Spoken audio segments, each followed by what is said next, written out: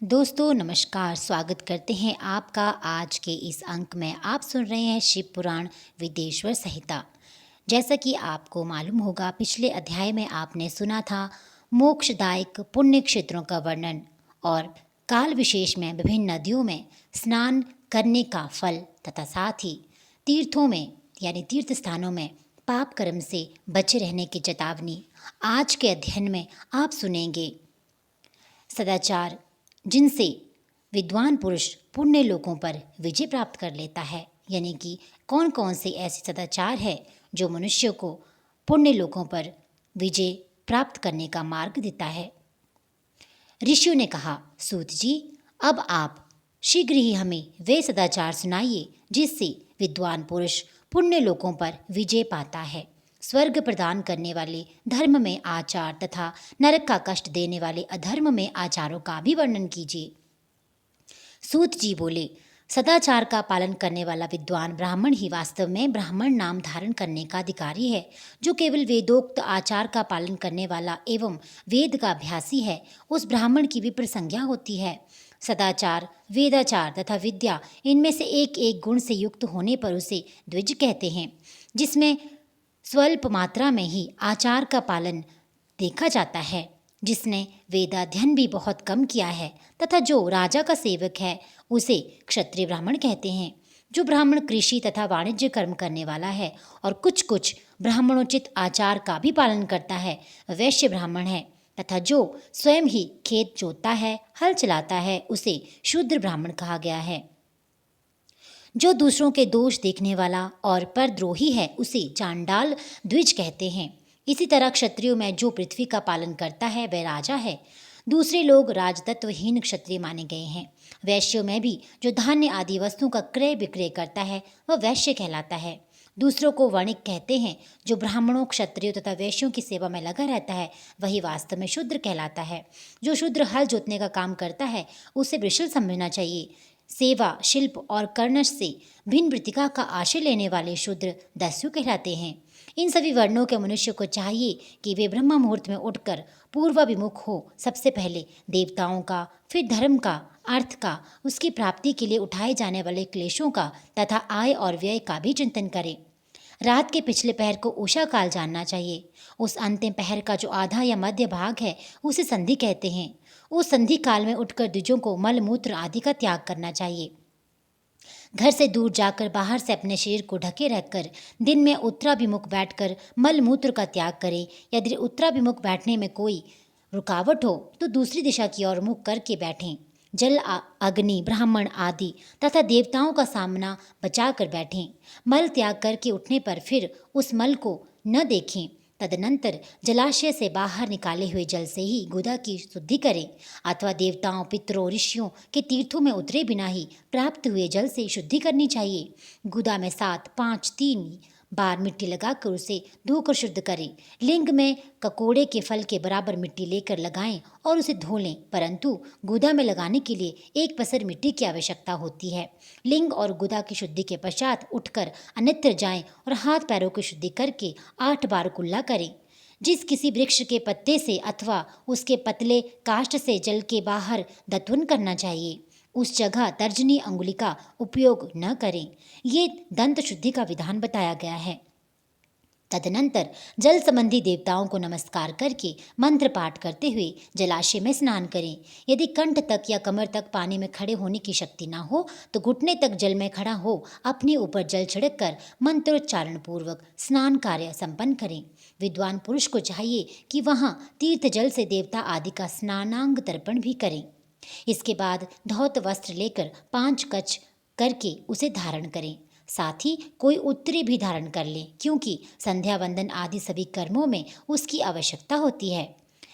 नदी आदि तीर्थों में स्नान करने पर स्नान संबंधी उतारे हुए वस्त्र को वहां न धोएं। स्नान के पश्चात विद्वान पुरुष भीगे हुए उस वस्त्र को बावड़ी में कुएं के पास अथवा घर आदि में ले जाएं और वहां पत्थर पर, लकड़ी आदि पर, जल में या स्थल में अच्छी तरह धोकर उस वस्त्र को निचोड़ें। द्विजों, वस्त्र को निचोड़ने से जो जल गिरता है वह एक श्रेणी के पितरों की तृप्ति के लिए होता है। इसके बाद जावालिक उपनिषद में बताए गए अग्नि रीति मंत्र से भस्म लेकर उसके द्वारा त्रिपुंड्रू लगाएं।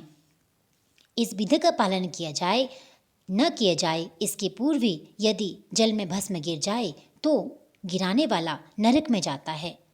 आपो हीष्टाह इत्यादि मंत्र से आप पाप शांति के लिए सिर पर जल छिड़के तथा यस्य क्षयाय इस मंत्र को पढ़कर पैर पर जल छिड़के। इसे संधि प्रोक्षण कहते हैं। आपो ही ष्टा इत्यादि मंत्र में 3 ऋचाएं हैं और प्रत्येक ऋचा में गायत्री छंद के 3-3 चरण हैं।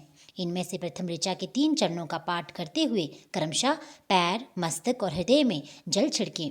दूसरी ऋचा के 3 चरणों को पढ़कर क्रमशः मस्तक, हृदय और पैर में जल छिड़कें तथा तीसरी ऋचा के 3 चरणों का पाठ करते हुए क्रमशः हृदय, पैर और मस्तक का जल से प्रोक्षण करें।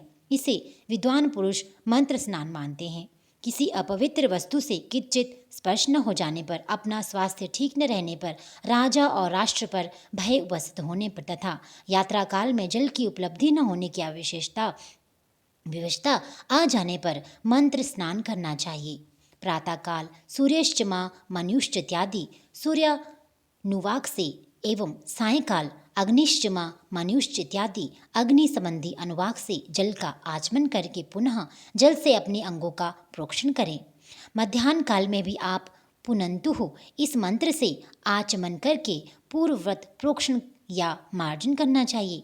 प्रातः काल की संध्या उपासना में गायत्री मंत्र का जप करने 3 बार ऊपर की ओर सूर्यदेव को अर्घ्य देना चाहिए। ब्राह्मणों, मध्य काल में गायत्री मंत्र के उच्चारण पूर्वक सूर्य को एक ही अर्घ्य देना चाहिए। फिर सायंकाल आने पर पश्चिम की ओर मुख करके बैठ जाएं और पृथ्वी पर ही सूर्य के लिए अर्घ्य दें। प्रातःकाल और मध्याह्न के समय अंजलि में अर्घ्य लेकर अंगुलियों की ओर से सूर्य देव के लिए अर्घ्य दें। फिर अंगुलियों के छिद्र से ढलते हुए सूर्य को देखें तथा उनके लिए स्वतः प्रदक्षिणा करके शुद्ध आचमन करें। सायंकाल में सूर्यास्त से 2 घड़ी पहले ही हुई संध्या निष्फल होती है, क्योंकि ये सायं संध्या का समय नहीं है। ठीक समय पर संध्या करनी चाहिए, ऐसी शास्त्र की आज्ञा है। यदि संध्या उपासना किए बिना दिन बीत जाए तो प्रत्येक समय के लिए क्रमशः प्रायश्चित करना चाहिए। यदि एक दिन बीते तो प्रत्येक बीते हुए संध्या काल के लिए नित्य नियम के अतिरिक्त 100 गायत्री मंत्र का अधिक जप करें। यदि नित्य कर्म के लुप्त हुए 10 दिन से अधिक बीत जाए तो उसके प्रायश्चित के रूप में 1 लाख गायत्री का जप करना चाहिए। यदि 1 मास तक नित्य कर्म छूट जाए तो पुनः अपना उपनयन संस्कार कराएं। अर्थ सिद्धि के लिए ईश, गौरी, कार्तिकेय, विष्णु, ब्रह्मा, चंद्रमा और यम का तथा ऐसे अन्य देवताओं का भी शुद्ध जल से तर्पण करें। फिर तर्पण कर्म को ब्राह्मण अर्पण करके शुद्ध आचमन करें। तीर्थ के दक्षिण में प्रशस्त मठ में, मंत्रालय में, देवालय में, घर में तथा अन्य किसी नियत स्थान में आसन पर स्थिरतापूर्वक बैठकर विद्वान पुरुष अपनी बुद्धि को स्थिर करे और संपूर्ण देवताओं को नमस्कार करके पहले प्रणव का जप करने के पश्चात गायत्री मंत्र की आवृत्ति करें। प्रणव के अ, उ और म इन तीनों अक्षरों से जीव और ब्रह्मा की एकता का प्रतिपादन होता है। इस बात को जानकर प्रणव का जप करना चाहिए। जब काल में ये भावना करनी चाहिए कि हम तीनों लोगों की सृष्टि करने वाले ब्रह्मा, पालन करने वाले विष्णु तथा संहार करने वाले रुद्र की, जो स्वयं प्रकाश चिन्मय है, उपासना करते हैं। यह ब्रह्म स्वरूप ओमकार हमारी कामेंद्रियों और ज्ञानेंद्रियों की वृत्तियों को, मन की वृत्तियों को तथा बुद्धि वृत्तियों को सदा भोग और मोक्ष प्रदान करने वाले धर्म एवं ज्ञान की ओर प्रेरित करे। प्रणव के इस अर्थ का बुद्धि के द्वारा चिंतन करता हुआ जो इसका जप करता है वह निश्चय ब्रह्मा को प्राप्त कर लेता है, अथवा अर्थानुसंधान के बिना भी प्रणव का नित्य जप करना चाहिए। इससे ब्राह्मण तत्व की पूर्ति होती है। ब्राह्मण तत्व की पूर्ति के लिए श्रेष्ठ ब्राह्मण को प्रतिदिन प्रातःकाल 1 सहस्त्र गायत्री मंत्र का जाप करना चाहिए। मध्याह्न काल में 100 बार और सायंकाल में 28 बार जप की विधि है। अन्य वर्ण के लोगों को अर्थात क्षत्रिय और वैश्यों को तीनों संध्याओं के समय यथासाध्य गायत्री मंत्र करना चाहिए।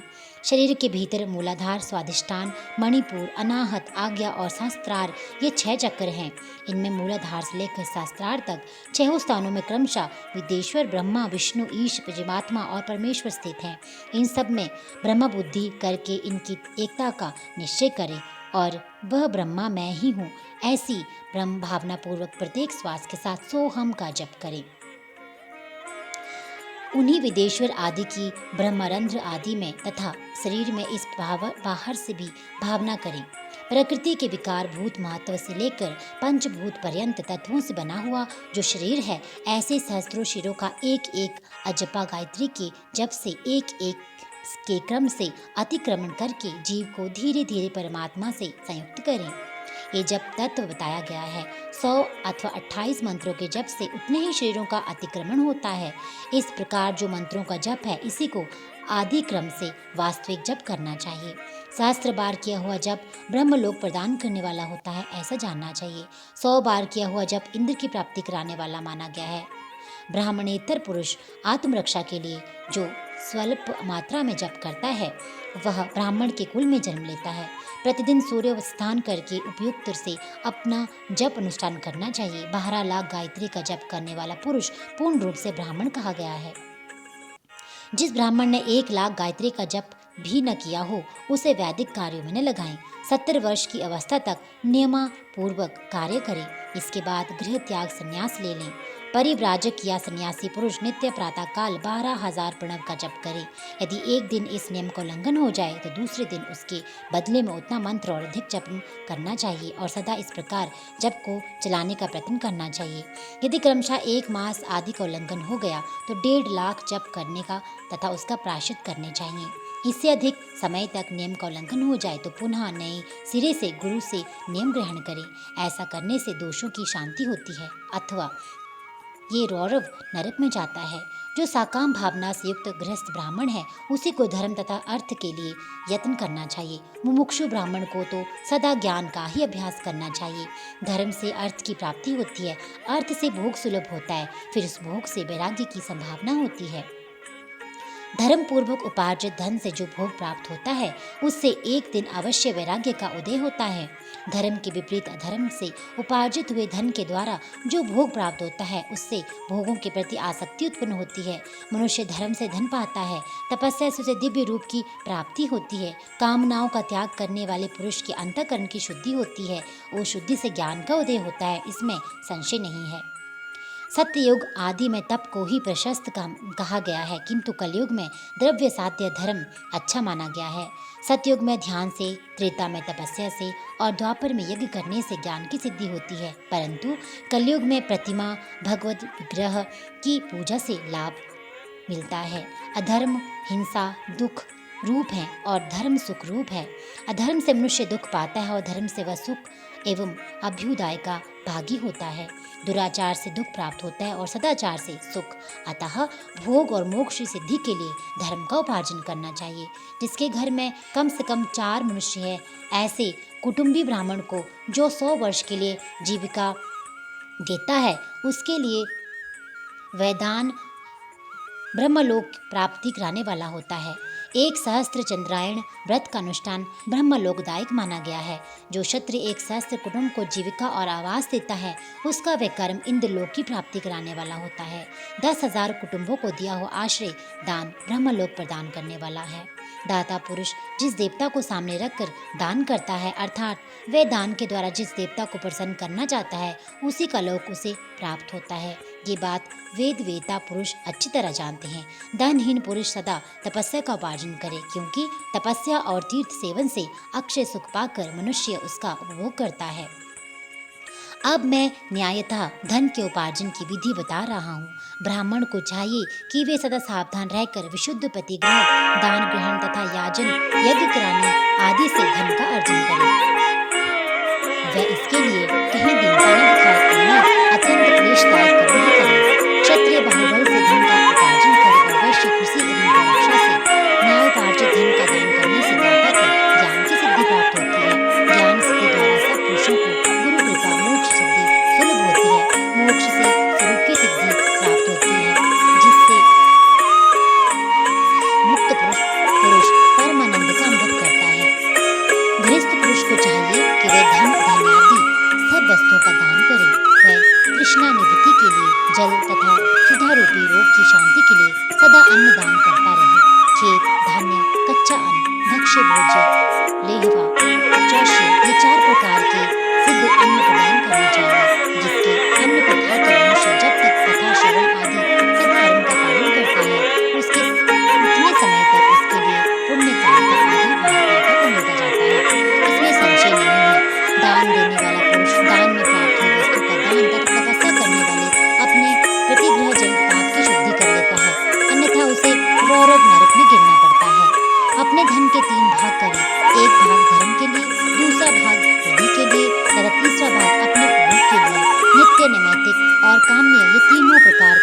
कारण धर्मार्थ रखे हुए धन से करें। साधन को चाहिए कि वृद्धि के लिए रखे हुए धन से ऐसा व्यापार करें जिससे धन की वृद्धि हो तथा उपभोग के लिए रक्षित धन से हितकारक, परिमित एवं पवित्र भोग भोगे। खेती से पैदा हुए धन का 10वां अंश दान कर दे, इससे पाप की शुद्धि होती है। शेष धन से धर्म वृद्धि एवं उपभोग करे, अन्यथा वह रौरव नरक में पड़ता है अथवा उसकी बुद्धि पाप पूर्ण हो जाती है या खेती ही चौपट हो जाती है। बुद्धि के लिए किए गए व्यापार में प्राप्त हुए धन का 6वां भाग दान कर देना चाहिए। बुद्धिमान पुरुष अवश्य उसका दान कर दे। विद्वान को चाहिए कि वे दूसरों के दोषों का बखान न करे। ब्राह्मणों दोषवश दूसरों के सुने या देखे हुए छिद्र को भी प्रकट न करें। विद्वान पुरुष ऐसी बात न कहें जो समस्त प्राणियों के हृदय में रोष पैदा करने वाली हो। ऐश्वर्य की सिद्धि के लिए दोनों संध्याओं के समय अग्निहोत्र कर्म अवश्य करें। जो दोनों समय अग्निहोत्र करने में असमर्थ हो वह एक ही समय सूर्य और अग्नि को विधिपूर्वक दी हुई आहुति से संतुष्ट करें। चावल, धान्य, घी, फल, कंद, भविष्य इनके द्वारा विधिपूर्वक स्थाली पाक बनाए गए तथा यथोचित रीति से सूर्य और अग्नि को अर्पित करें। यदि भविष्य का अभाव हो तो प्रधान होमयंत्र मात्र करें। सदा सुरक्षित रहने वाली अग्नि को विद्वान पुरुष अजस्त्र की संज्ञा देते हैं अथवा संध्या काल में जप मात्र या सूर्य की वंदना मात्र कर लें। आत्मज्ञान की इच्छा रखने वाले तथा धनार्थी पुरुषों को भी इस प्रकार विधिवत उपासना करनी चाहिए। जो सदा ब्रह्मज्ञ में तत्पर होते हैं, देवताओं की पूजा में लगे रहते हैं, नित्य अग्नि पूजा एवं गुरु पूजा में अनुरक्त होते हैं तथा ब्राह्मणों को तृप्त करते हैं, वे सब लोग स्वर्गलोक के भागी होते हैं। तो दोस्तों, ये था आज का अध्याय। इसमें आपने सुना उन ढंस वाचारों को जो विद्वान पुरुषों को पुण्य लोकों पर विजय प्राप्त करवाता है। ऐसे ही अन्य अध्याय सुनने के लिए इस चैनल के साथ बने रहिए। चैनल को लाइक, सब्सक्राइब और शेयर करना बिल्कुल न भूलिएगा। आपका दिन शुभ हो। हर हर महादेव।